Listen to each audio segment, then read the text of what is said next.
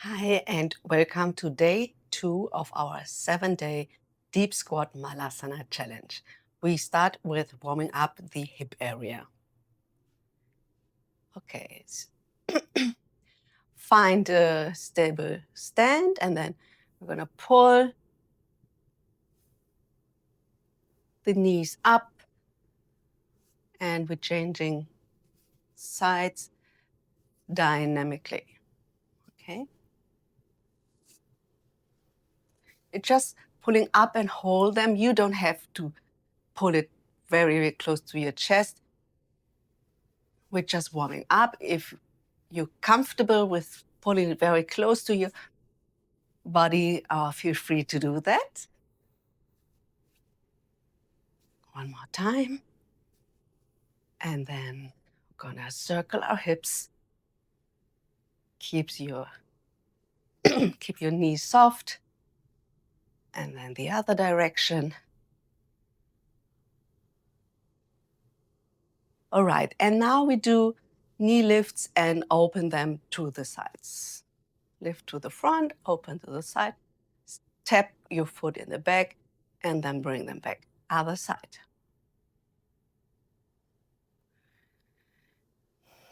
If you know this movement, you can go faster.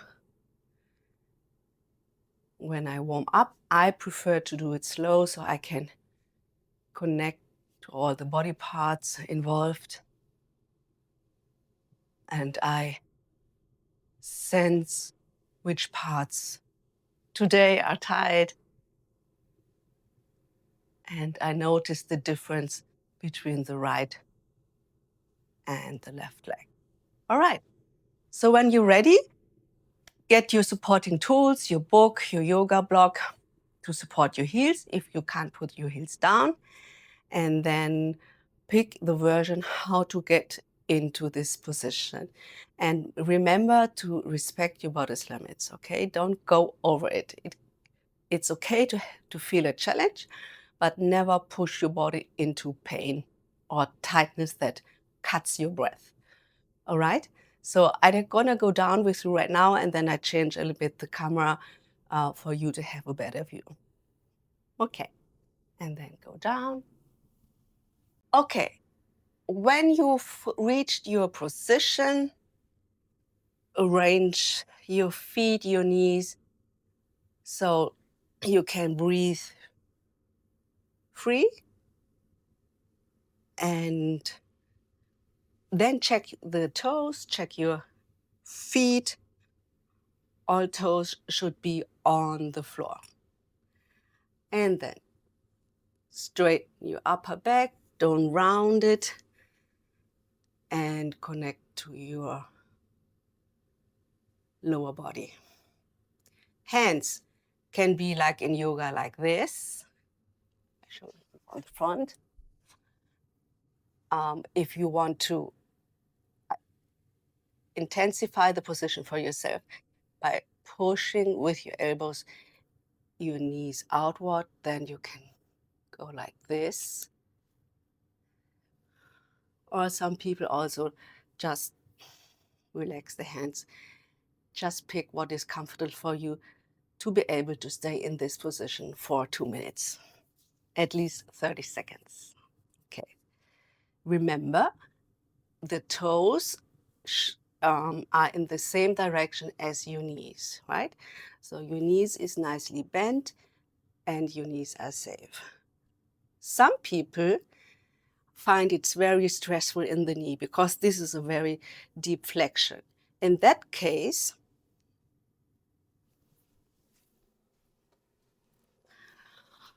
I just have a pair of socks here.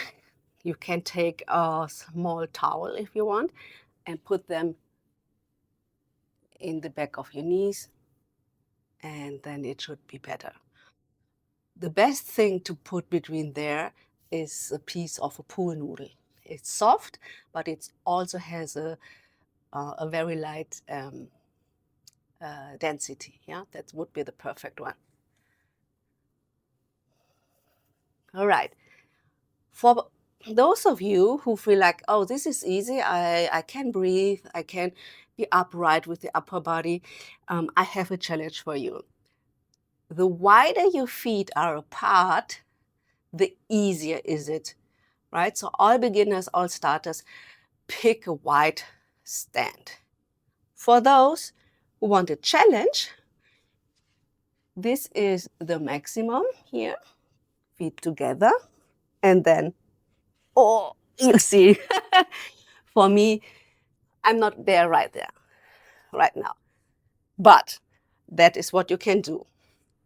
The other challenge that experienced people can do is, instead of having the feet turn out, you can try to align your feet, to put your feet parallel, and then go down.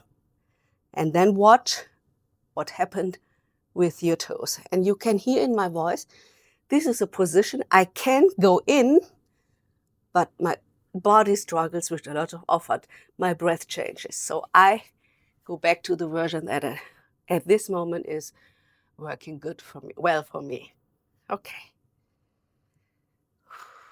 And then stay, try to enjoy this position. Breathe. And again today, I feel it in the front of my shins. Oh. And as yesterday, I have to get out for a break. You stay in if it's still fine for you. I stop here. Shake out my legs. I wiggle my feet.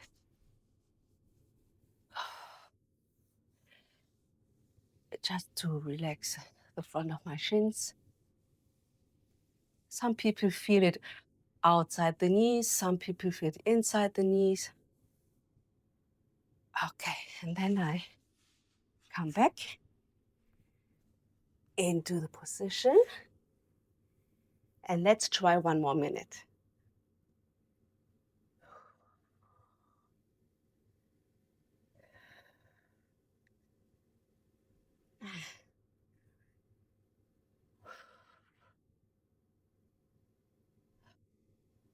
You can do it. After 7 days, you will definitely notice a better mobility in these 3 joints, right? Ankles, knees, and hips. And with that improved mobility, walking becomes a little bit more lighter, more natural for your body. Going downhill, the pain in your knee will get less because the joints are in alignment and all joints are doing their work, and all the muscle and the fascia around these joints are free and can stabilize and hold all the joints in alignment.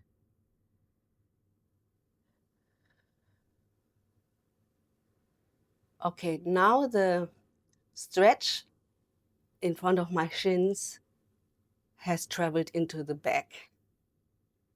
And now I feel it between my shoulder blades. And this is fantastic because when you put your body in a complete stretch like Malasana, your fascia does the work itself. It goes to those places you need more space, right? You need more space, or in other words, it goes to those points where it's tight and it tries to open itself. Important is breathing, okay? Give that area more oxygen so the system, the tissue can open up. I'm feeling I'm getting warm because the back is a big muscle. Breathing, try to have long inhalation and long exhalation. Flat how do you say it? Shallow breathing is, yeah, not optimal, right? Okay, now the tension or the stretch of the tension of the stretching comes back into my shins. It's crazy, yeah. But I allow my body and my fascia system to do what it knows what it has to do.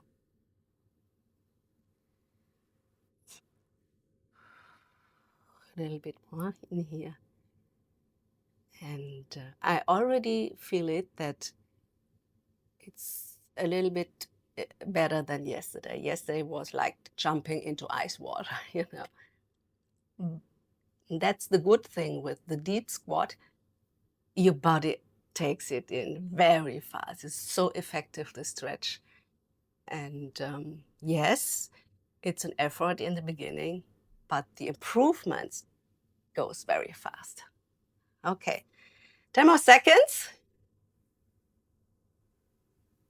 Get up straight here.